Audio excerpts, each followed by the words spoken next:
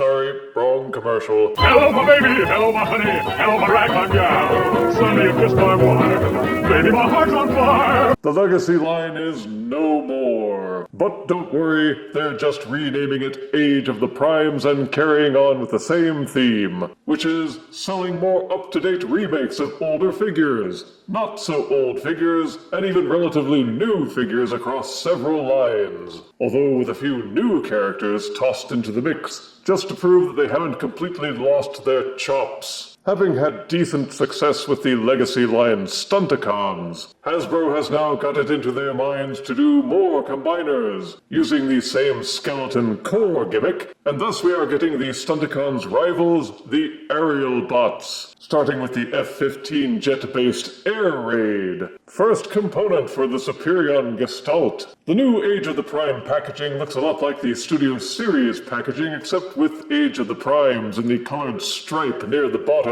Both modes are depicted in the artwork. They've migrated all the major features to the front as well, in the form of a bullet list showing the faction, the number out of 5 that this component turns into for the combiner, the number of steps to transform, and the age range that the line is targeted to. And thank goodness the plastic windows are back. No more missing heads or missing accessories. Seriously, whoever came up with that open front packaging idea needs to be sent to my office for a talking to. Figure line related art is on the side panel showing some of the 13 primes around which this line is based.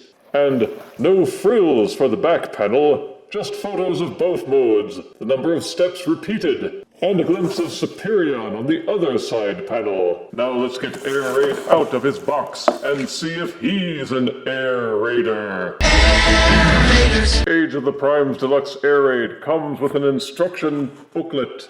2 tail fin accessories, which you may as well plug in now to the back and get it over with, because that's where they're gonna stay. 2 matching black gun accessories. Air Raid's alt mode is made like unto an F-15 jet, with obvious differences. It's black with white trim, silver cockpit, Autobot badges, and a kid-friendly nose cone. It's what you would imagine an F-15 to look like if it was designed as a toy for little kids. With all the core details, but simplified just a little. It looks great from the top, doesn't it? But look at the side profile. The sleekness ends just behind the cockpit. And wow, look how boxy it is. Now granted, the Generation 1 aerial bots looked every bit as boxy, since they were Gestalt limbs with jet wings attached. From the underside, it looks even worse, with most of the robot parts plainly discernible. The head, the arms, the legs, all folded up with only minimal attempts to disguise them. There's some good detail in the sculpting. They molded some jet engine thrusters onto the back, and they gave him some landing gear for the front, but no landing gear for the back, just the robot legs and feet sticking down, so that he'll lie level when you put him on a flat surface, but the front of the jet will still have plenty of clearance. To customize him, there are 2 open 5mm ports in the back, which will remain full if you want to keep the tail fins in place. There's an open 5mm port under each wing, and that's where the guns are likely to stay. There are also these 2 open ports near the back of the jet, which can be used to mount guns, as long as they're not too big. The guns have these little nubs at the end for Fire Blast compatibility. With Combiner Wars, they put in a little effort to reduce the boxiness, but that seemed to come with a price, because Combiner Wars Superion was a floppy, unstable mess. But we took it because it was the first serious attempt at remaking Superion in a long time. The Age of the Prime remakes are shaping up much better, but that does mean we have to put up with some rather boxy jet planes in the form of these deluxes. To transform Air Raid, first de-accessorize. The back of the plane untabs and unfolds. There are hinges on the inside that unfold and tilt backwards, then fold down, so that they are extended outward. Rotate the rear tail fins so that they're inverted. Fold the side tail fins backward. The instructions reserve this part for last, but there's no reason you can't do it now. Untab the boxy white sections from the bottom of the plane, fold them down. The robot feet fold out from the them, and they collapse down to fill in the robot legs. These tabs and grooves here push together to hold them in place, split the robot legs apart. You can see that the rest of the robot is here with the jet parts just kind of stashed on his back. The front of the jet tabs into the top of the robot's shoulders, untab them and fold them back. This hinge extends outward. These two notches on the back, the whole front of the jet folds down and tabs back there. The side wings fold up. Then the robot arms are tabbed and pegged into the side of the robot chest.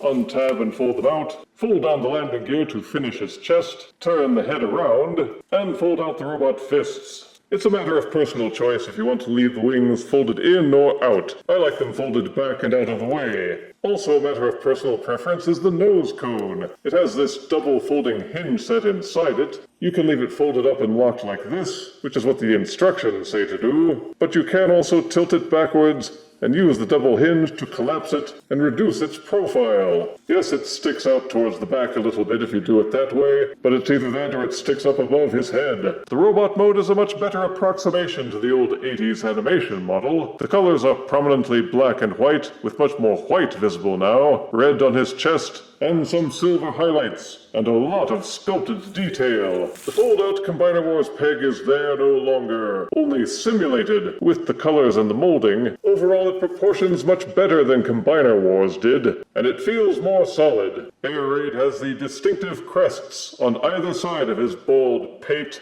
his mini visor, gray robot face with lips, and like the classic Aerialbot figures, Air Raid looks much better from the front, with all the jet parts on brazen display from the back. They all had a flip-former feel to them, to be frank, but most of the combiners of that era did because they were designed to be completely interchangeable. All the Aerialbots wear their jet parts like a very large backpack. It's partly in tribute to their Generation 1 beginnings, but it also serves the practicality of these figures needing to attach to the Silverbolt Superion skeleton. Does that mean they look tacky?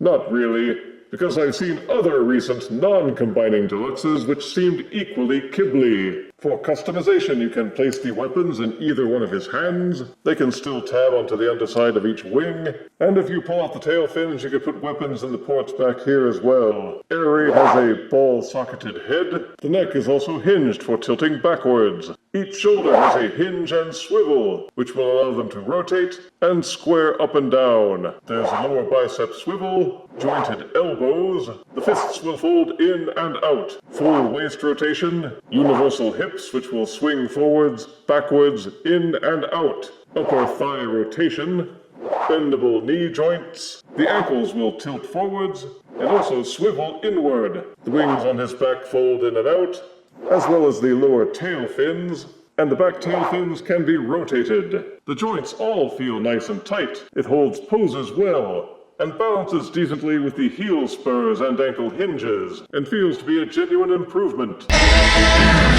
Here is Age of the Primes Deluxe Aerialbot Air Raid, next to Revenge of the Fallen Voyager Mind Wipe. Here he is next to Legacy Velocitron Deluxe Cosmos, and next to Kingdom Core Class Starscream. Okay, buddies, we'll talk. I was never a huge fan of Superion, but I confess that the way the Legacy Stunticons turned out has me amped to see how Superion will be once completed. When I first saw Legacy drag strip, I remember hoping that all the Stunticon figures would be just as good, but sadly they weren't. Here's hoping the Aerialbots can break that trend. Age of the Primes Deluxe Air Raid has the same vibe of good potential as Dragstrip. Positives are that he's got an appealing color scheme. The paint applications are clean, the articulation is good, and everything feels solid and tight. Negatives are that the jet mode has all that robot kibble, and the jet parts have a simplistic appearance to them beyond just the robot parts hanging underneath. The landing gear kinda stinks, the transformation is pretty simple, and... did I mention all the robot kibble underneath? Generation 1 accurate or not, I kind of wish they could have done a bit more to minimize that.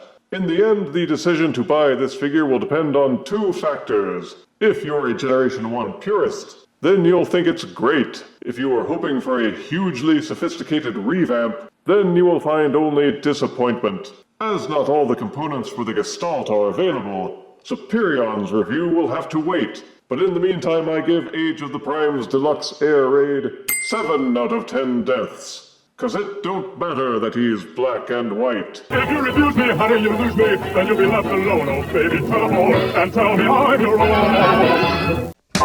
own.